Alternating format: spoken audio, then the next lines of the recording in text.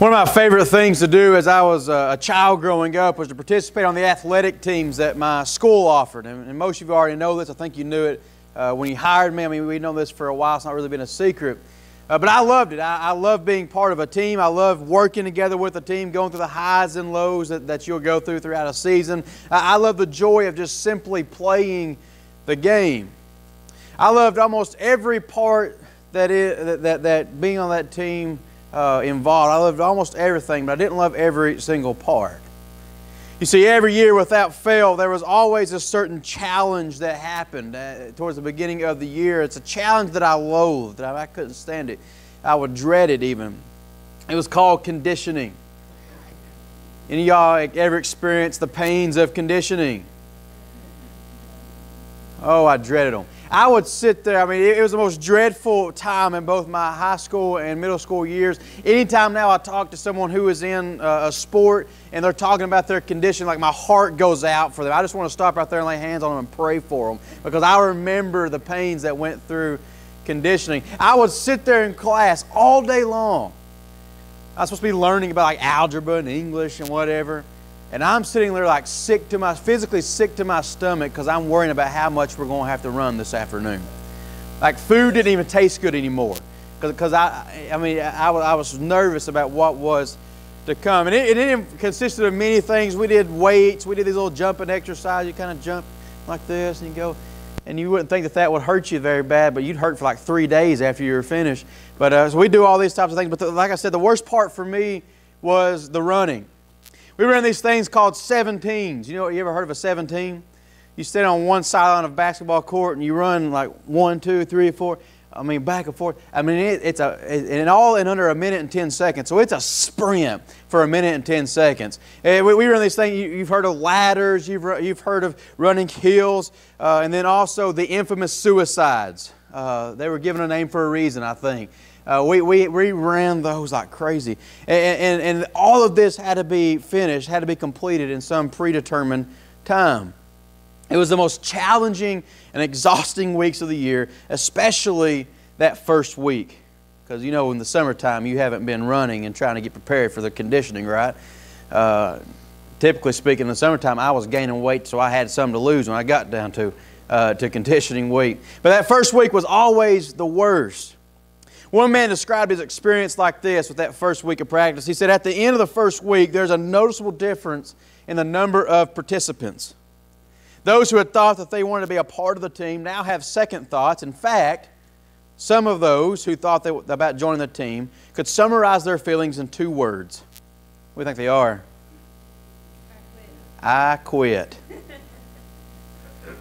I can still vividly remember the first time I ever saw someone quit.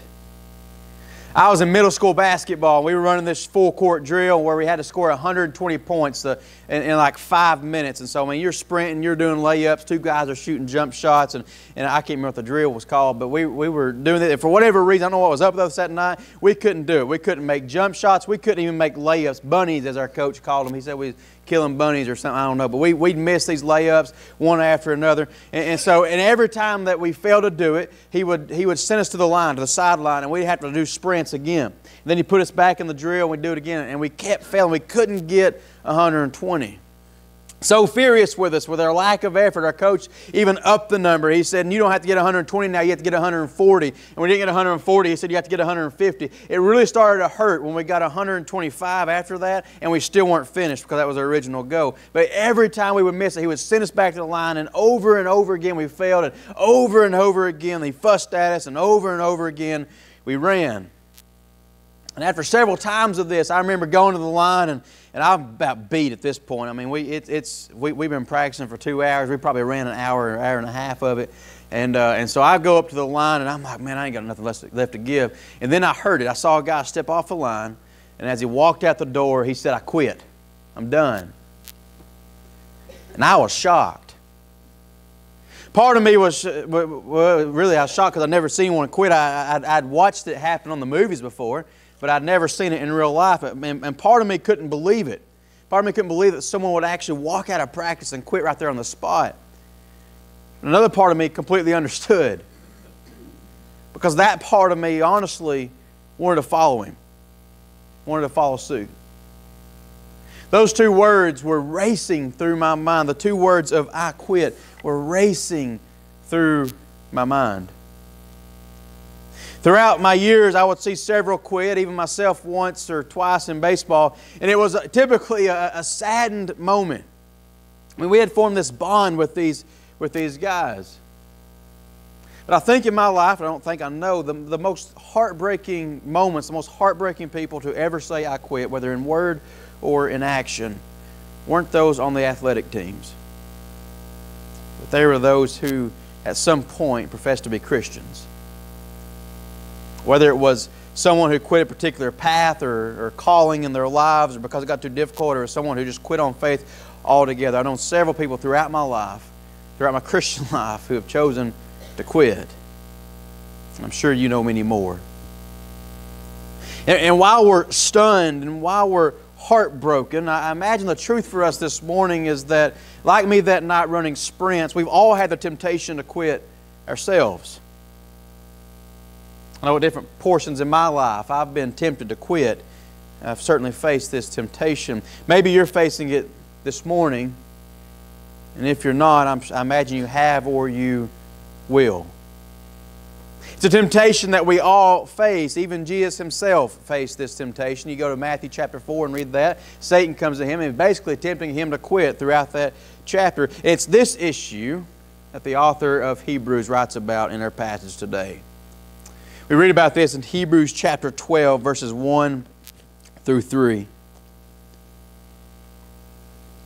It says, "Therefore, since we are surrounded by so great a cloud of witnesses, let us also lay aside every weight and sin which clings so closely, and let us run with endurance the race that is set before us, looking to Jesus, the founder and perfecter of our faith, who for the joy that was set before Him endured the cross, despising the shame, and is seated at the right hand of the throne of God. Consider Him who endured from sinners such hostility against Himself, so that you may not grow weary or faint-hearted." Some have suggested that in these three verses we find the drive of this entire letter. And the author pulls from one of the more common practices and customs in the Greco-Roman world. Now, I'll never understand it, but for whatever reason, running has been a popular Olympic game for thousands of years. It's still that way today. I mean, how many of you watch the Summer Olympics and you'll sit there and watch people run the marathons, you'll watch them run the whatever sprints? I never really got into it because it hurt me just to watch them do it. But I mean, we still see that, don't we? Every Olympic game, there's someone who is running through their various races. We're familiar with that image. And so the author comes from this familiar image and he says to us, excuse me, let's run the race set before us with endurance. As we continue this morning in our series titled Resolution Revolution, I give you another commitment. We're looking at these commitments to change for 2019, to make us, have in our faith and to strive forward and things like that. So I'll give you another resolution. That's what the Hebrews author gives this morning. Resolve to run the race set before us. That as we go through life, we resolve to run this race. And that basically means resolve to walk through this journey of faith.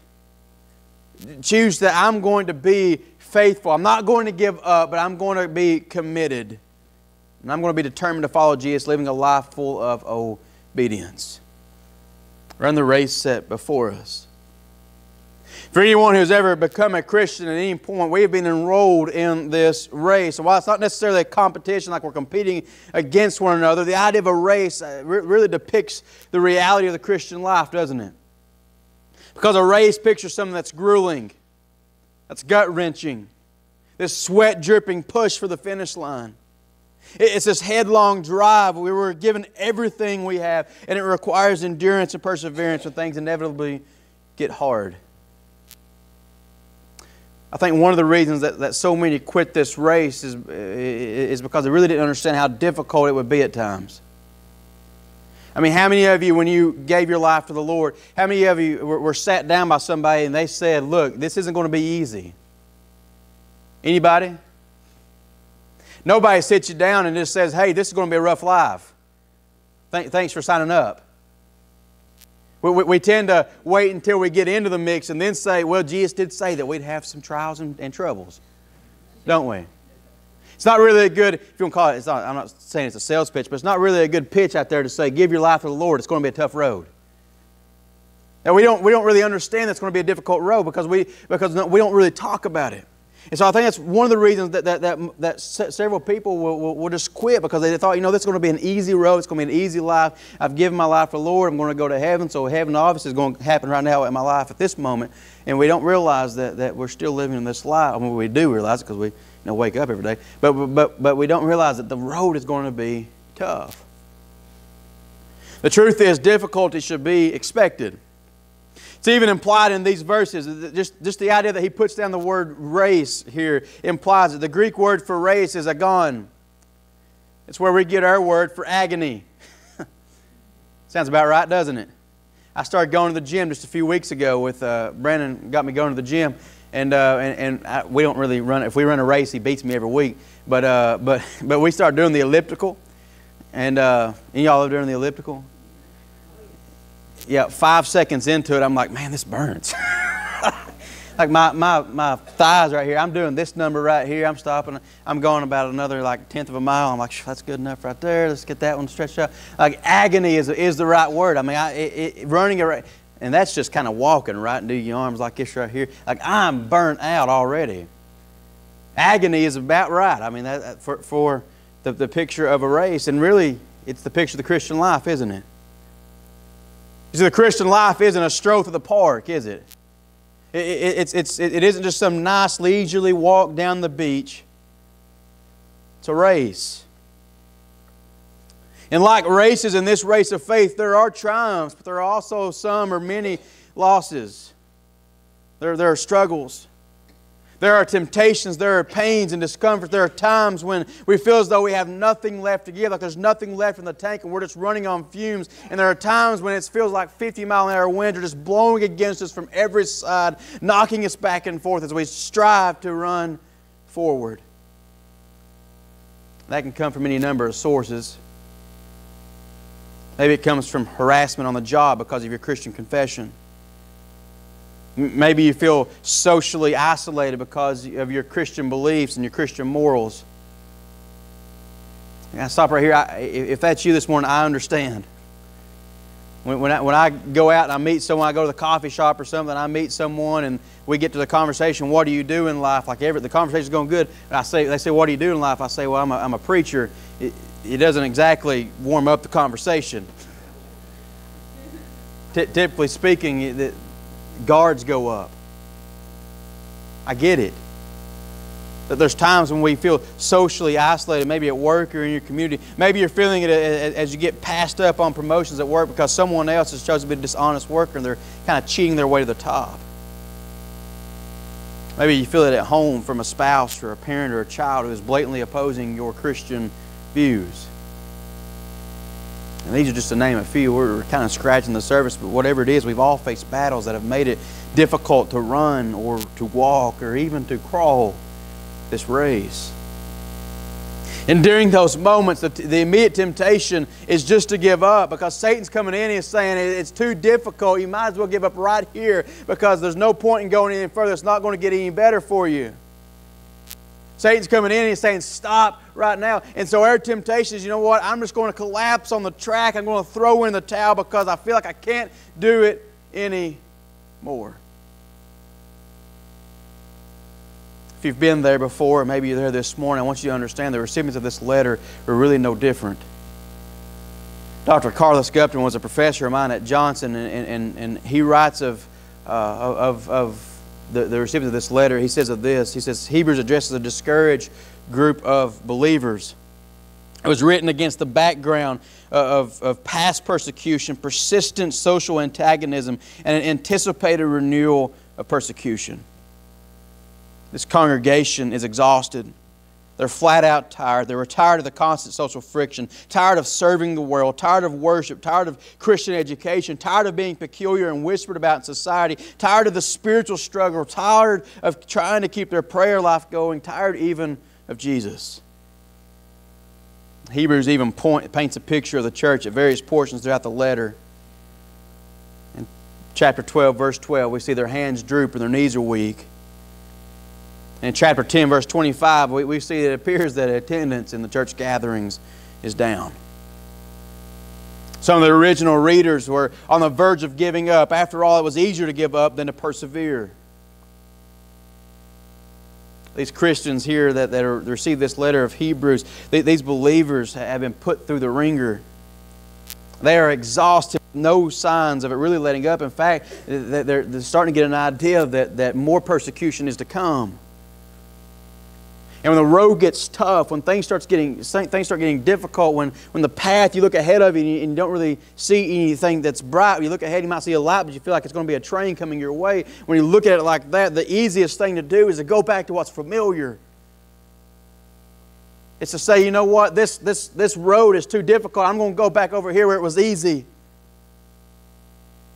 Maybe that's an old habit that you used to have. Maybe it's your old lifestyle. It's going back to your previous ways before being a Christian, sinful ways. It's easier that way.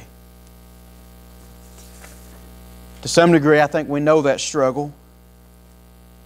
The struggle of being faithful in these times can be tough. We become discouraged. We become hopeless. We grow weary. And we may begin to wonder if it's possible to get through this road, through this path, or if anyone could continue to run this race. And for anyone who might be wondering if this question, the author points us to a group of people who have ran this race with endurance. If you look at verse 1, that's what the author points to. Again, verse 1 reads, "Therefore, since we are surrounded by so great a cloud of witnesses."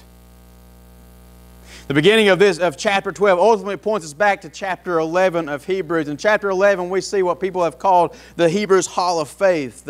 It's this by faith chapter. It's where we see all the faith of the people that God has called throughout the years. And I want to encourage you to go back and read that chapter this week or this afternoon. And if you're feeling really, truly ambitious, then go back to their Old Testament places and find the stories where these men and women decided to live by faith. And you're going to find these great stories. I mean, stories of men and women who ran this race of faith, who walked in our shoes, who faced the same struggles, who have understood what we go through, and you know what their lives have to show for us. That because they ran the race, they finished the race, we can too. There's times when we feel like we should just give up. Times we feel like we can't push on any further. And there's times we feel like there's no way we can get through it. And these men and women in chapter 11 show us that if they can get through it, we can too. You see, these men and women weren't some type of biblical superheroes. They weren't Superman or Batman. Well, I don't guess Batman really has any powers. He just has cool gadgets. But anyways, Superman, other superheroes.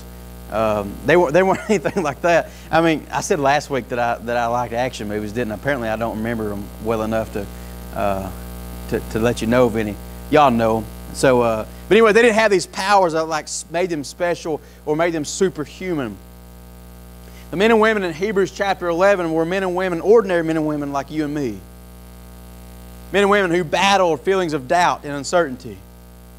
Men and women who struggled and felt pain. Who understood that what it felt like to receive the rejection of many, some even being rejected by their own close loved ones. Scott mentioned one this morning. They understood what it was to be on the run, to face opposition in their race of faith. And they knew what it was to lose, to know that they could lose everything in this life, whether that is their comfort, their possessions, their loved ones, even their own lives. Chapter 11 is full of men and women who had the temptation to quit. But they keep running the race. They keep fighting the fight. They keep putting one foot in front of the other. And we are now called to continue that race. We may not think about it very often, but our races aren't just something that's held in isolation with no attachments to the events of Scripture. Understand this morning, we are continuing the race that our ancestors have finished. We are continuing what they started. Think about that for a moment. That means we are continuing the race of Noah, of Abraham, of Moses, We are continuing the race of Joshua and Rahab and the Israelites. We are continuing the race of Samson, Samuel, David, and the prophets. We are continuing the race of Paul and Peter. We continue the race of so many who have gone on beyond the New Testament. Throughout every generation, God has led men and women like you and me to run this race of faith, to run this race set before us, and now we are called to do the same. So it begs the question, how did they do it? Against the odds, with the temptation to quit, how do they remain faithful? How do these men and women run the race so effectively? In other words, how can we resolve to run the race with endurance ourselves? Real quick this morning, I'm going to give you 2 steps of application here. 2 steps. It's not really just a 1, 2, and we're there kind of thing. It's something we're going to have to rinse and repeat as we go through this Christian life. The first step is found in verse 1. It says, "Therefore, since we are surrounded by so great a cloud of witnesses, let us also lay aside every weight and sin which clings so closely." In other words, lay aside that which hinders us. Lay aside what baggage we got. Get rid of the extra baggage. And a lot of the illustration of a race, it makes sense, doesn't it?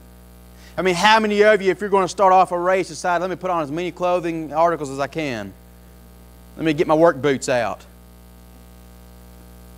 Yeah, we try to go as light as possible, don't we? Runners forever have always gotten rid of anything that would hold them back. Anything, whether that's jewelry or clothing or even if it's just a shoe, they always try to find a lighter shoe. Just the slightest bit of difference can make the biggest difference in the world. We all know this. We get rid of extra stuff that makes the run more difficult, if not nearly impossible, to complete. Extra weight holds us back, doesn't it? Holds us down. Let me give you an example. 7 or 8 years ago, a friend of mine decided to put on a 5K in my hometown. It was sponsored by Active Water, and the whole idea was to raise money to build wells and water purifiers in Zambia. And being I'd never been in a 5K, but he was a close friend of mine and a guy in the youth group, so I was like, well, you know what, I probably should do this. And so I went up there and participated in it. And participate is a strong word in this sense. Some people chose to actually try to win this 5K, compete and try to win it. I was not some people. I've never been a runner. Even in my best days, when my body was in the best shape of my life, those conditioning years, I was never a runner. I was a football runner. Let me run for 10 seconds as hard as I can give it, and then give me like half a minute off or 40 seconds off, and then I might give you another 10 seconds later on. I might ask the coach to get me out. I don't know. One of the two is probably going to happen. But I was more of a football guy. Let's get 10 seconds, little burst, and let's be done for 40. Get a rest. So I decided, you know, I don't really have an actual shot at winning this 5K, but I'm going to just complete it. And one of the things that Active Water encouraged participants to do, I guess they knew that there's going to be guys like me that wouldn't be trying to compete to try to win this thing. And so one of the things they encouraged us to do was to carry around these 5-gallon buckets of water. I don't guess this one's a 5-gallon. Well, maybe it is.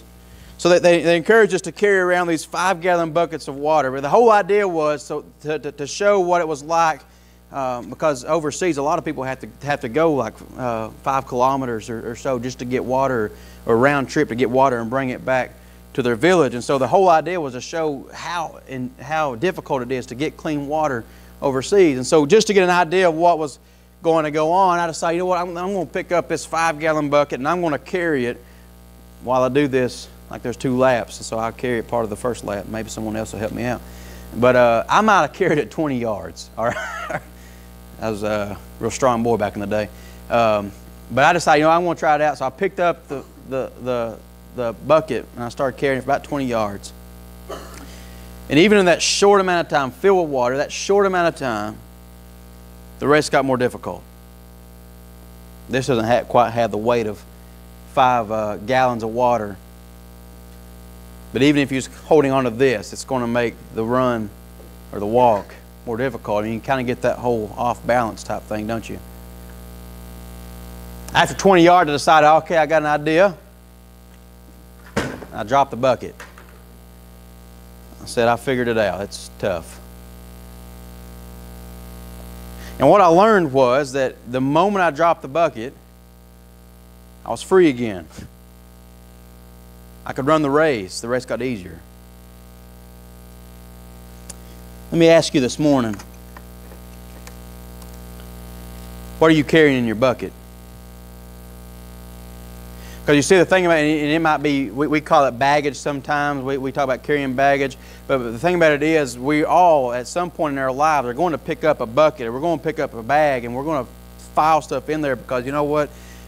Don't want to give it off to someone else. Don't want to burden them, even though we're supposed to carry each other's burdens. And we don't want to give it up to God because maybe it's part of our lives that we're not ready to give up yet, but we decide, I'm going to hold on to this one. And so we pick up a bucket and we start carrying it. What you have in your bucket. And it's an important question to ask because if you haven't laid it aside yet, you're waking up every morning, you're picking up the bucket. I mean, the moment you wake up and you rise from bed, you pick up the bucket and you start carrying it around with you. When you get ready for work in the morning, you got this bucket on you, it's weighing you down. When you go to work, it's weighing you down. When you drive to work, when you drive home from work, when you get home from work and you're there with your children or your family or your spouse, whoever it may be, you're carrying around the bucket. What's in your bucket? It's weighing you down, pulling you back from your ultimate goal of moving forward. It can be any number of things.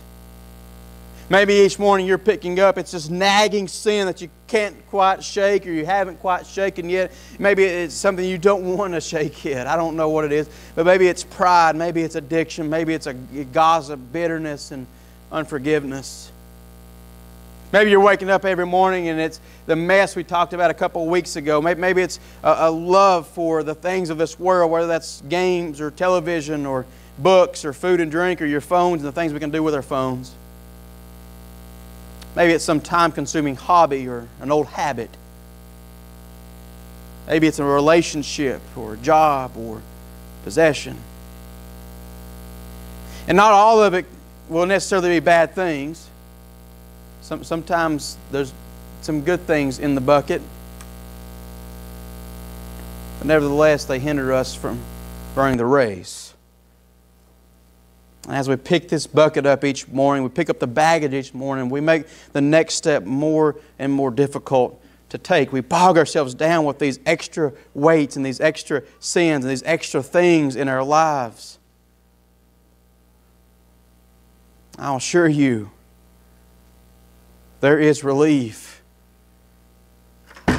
in dropping the bucket. There's a certain amount of pressure that's released when we drop the baggage. And the race definitely gets easier when we drop what hinders us. The question is, how do we drop the buckets? We wish it was just as simple as picking up an actual bucket and dropping it. How do we drop the buckets? If it's sin, we repent. You come to the Lord, you confess your sin to the Lord, you say, Lord, this is what I've been doing, and I'm sorry, and Lord, I want to repent of this, and you turn away from it, you walk away from that sin, and you start walking in faith. If it's a burden, then you come to Jesus and you lay it down at His feet and you say, Lord, I can't carry this on my own. It's too much for me, but God, your shoulders are plenty broad enough to carry this burden. I want to cast my cares upon you because I know you care for me. If it's one of those things that aren't necessarily bad, maybe even a good thing, then we trade in what's good for what's best. Sometimes churches have to do that. Good things can be replaced by something that's best to make a greater kingdom impact. And sometimes in our lives, we need to replace what's good for what's best to have a greater impact for God's kingdom as well. Whatever it is that's holding us back, we lay aside the extra sins, we lay aside the weights, we drop the bucket, and as we do this, the second step, we look to Jesus. In other words, we stop focusing on the things that keep us from running the race, we stop focusing on the things that hold us back, and we focus on Jesus. Look back at the text. Having laid aside what hinders us, we read, let us run with endurance the race that is set before us, looking to Jesus, the founder and perfecter of our faith, who for the joy that was set before Him endured the cross, despising the shame, and is seated at the right hand of the throne of God. Consider Him who endured from sinners such hostility against Himself, so that you may not grow weary or faint-hearted. You see these the recipients of this Hebrews letter, they weren't just supposed to look to the great cloud of witnesses of people who made it, people who dropped the buckets and kept on running the race. They weren't just supposed to look to them, but they were also supposed to look, most importantly, to the one who is the greatest example of a race runner the world has ever known, Jesus Himself. And Jesus ran the race to perfection. And not only that, but His race made it possible that all of us can join Him, both now and for eternity. After all, if you look at verse 2, it says He is the founder and perfecter of our faith. He is the author and the finisher. Our faith journey begins with Him, and glory to God. When we cross the finish line, He's right there. So we look to Him. We drop everything that holds us back, everything that weighs us down, and we look straight ahead to Jesus. We don't look around at where everyone else is in their races. We have our lane. And someone else's lane is not going to look the same as ours. So we don't try to compare ourselves to where they're at. We don't look around at the distractions. We don't look back at the bucket and say, you know what, kind of want that piece right there. We leave that where it's at. And we look to Jesus. We know that. I mean, think about it. If you're driving down the road, you don't look behind you. You don't look to the side. You begin to drift, don't you? Tracy gets on to me sometimes. I'm like one of those Sunday drivers. I like to look on both sides and see what's going on. Sometimes we veer to the left and sometimes we veer to the right until she lets me know, the rumble strips remind me that, hey, I'm supposed to be focused on the road. You don't look to where someone else is at. You don't look to the things that hold us back. You look to Jesus.